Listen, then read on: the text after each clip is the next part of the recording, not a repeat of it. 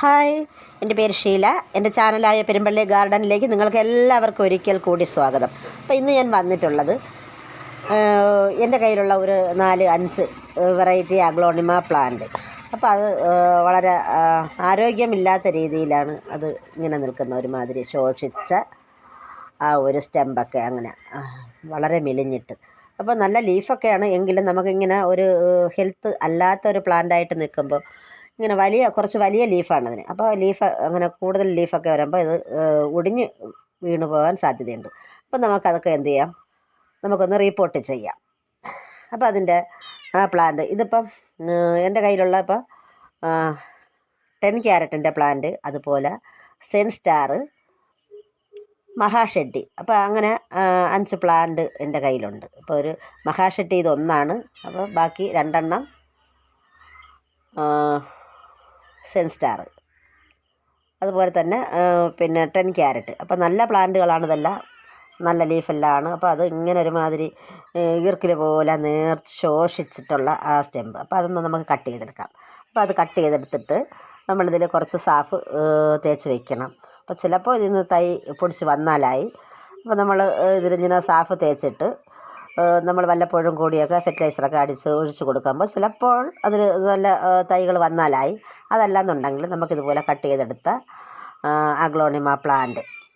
അപ്പോൾ അത് ഒരെണ്ണം ഞാൻ 2ആയിട്ട് കട്ട് ചെയ്തിട്ടുണ്ട്. അപ്പോൾ അതാണ് 2ആയിട്ട് കട്ട് ചെയ്യുമ്പോഴത്തേക്കും നമ്മൾ നന്നായിട്ട് സാഫ് തേച്ച് പിടിപ്പിച്ച് വെക്കണം.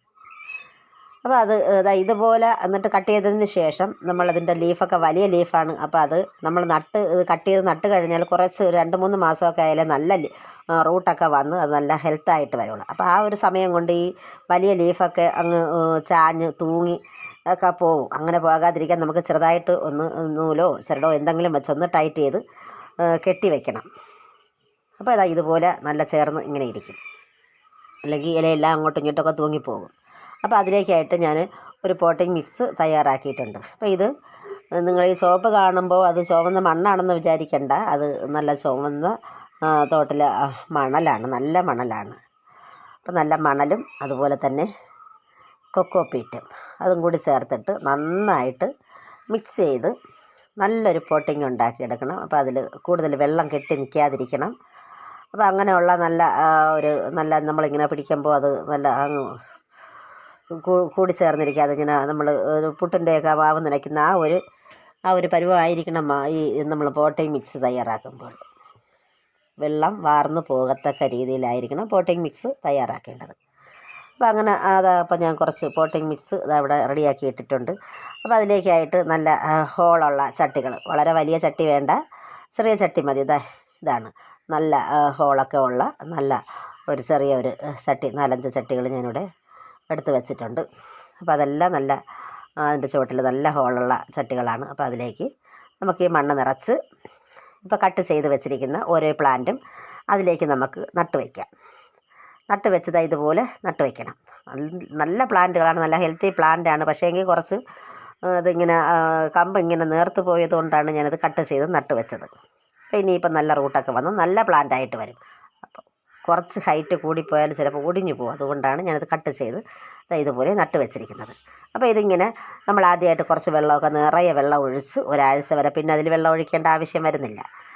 അപ്പോൾ അതങ്ങനെ വെച്ച് നമ്മളൊരു 2-3 മാസമൊക്കെ ആകുമ്പോഴേക്കും നല്ല റൂട്ട് വന്നിരിക്കും. അപ്പോൾ ഒരു 3 മാസമൊക്കെ ആകുമ്പോൾ നല്ല റൂട്ട് വന്നിരിക്കും. ഇതാ നോക്കൂ, നല്ല ഭംഗിയുള്ള പ്ലാന്റ്, നല്ല ഹെൽത്തി പ്ലാന്റായിട്ടിത് നമുക്ക് വളർന്ന് കിട്ടുന്നതാണ്. ഒരു 3 മാസമൊക്കെ കഴിയുമ്പോൾ ഇതിൻ്റെ റൂട്ടുകളൊക്കെ ഞാനൊന്ന് കാണിച്ച് തരുന്നതാണ്.